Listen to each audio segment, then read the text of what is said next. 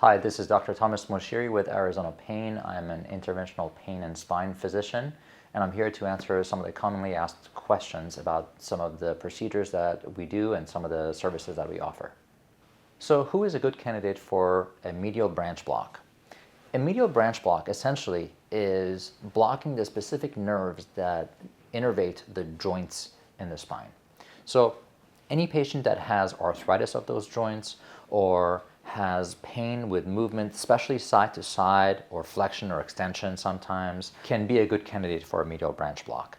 And typically, those patients do really well with the block. The block is done in two different ways. It can be done either as a diagnostic block, where we use local anesthetic to see if we have the correct nerve and the correct level identified to treat, or it can be done as a therapeutic block, where we inject both local anesthetic and steroids with the intention of reducing inflammation in that area and providing some longer-term relief.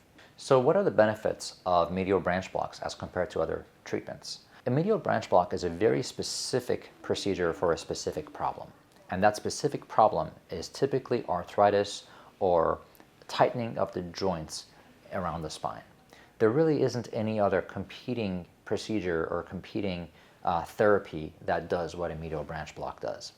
And so as a result, it's a really great diagnostic and therapeutic tool to determine what level in the spine the pain is initiated from and which joints are involved.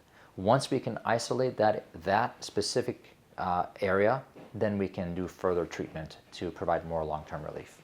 How are medial branch blocks performed, and is it minimally invasive? You know, a medial branch block actually is a pretty simple procedure to perform when you know what you're doing.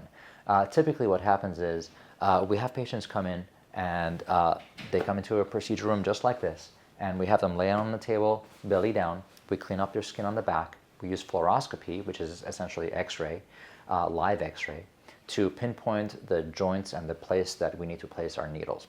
And what we'll do is we'll clean up their skin, numb it up, and put a needle through the numbed area and advance the needle towards the area of the joint that is affected. Once the needle is where it needs to be, we inject medicine there, take the needle out, and that's it. The procedure is done. It's completely minimally invasive. It only takes about 10 to 15 minutes to do. And then the patient can be discharged right after. What are the potential risks and side effects of a medial branch block? Well, anytime you have a procedure done, the main risks are infection, bleeding, and nerve damage.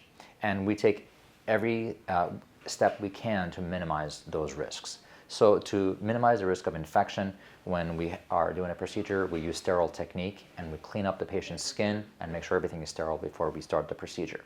To minimize the risk of bleeding and nerve damage, we use live fluoroscopy so we can visualize exactly what we're doing and proceed in a very cautious manner. What is the success rate of a medial branch block? Well, if the reason that you're having a medial branch block is the right reason, which is arthritis in the joints of the back, or maybe overgrowth or inflammation of the nerves or those joints in the spine, then the success rate is nearly 100%. So the main part about doing any kind of procedure is having the right diagnosis. And so for those patients who qualify, this kind of procedure actually is very helpful and has a near 100% success rate. Of course, there are patients that don't have the same success rate, and that may be because there's other things that are going on that are causing their symptoms more so than the arthritis in those joints. How do medial branch blocks improve the quality of life? You know, a medial branch block is really more of a diagnostic tool than a therapeutic tool. So in and of itself, it doesn't really improve quality of life, but it does lead to an improvement in the quality of life, because if you are a candidate and you do have good results, then you're a candidate for a procedure called radiofrequency ablation. And if you then have good relief with the medial branch block and you proceed to a radiofrequency ablation, then I would say your quality of life improvement is significant, because you would essentially go from wherever you are as far as limitations in mobility and pain to not having any pain at all and having full mobility. So most of my patients that undergo this procedure have significant improvement in their quality of life. Are there any lifestyle changes or follow-up care required after a medial branch block? The short answer is yes.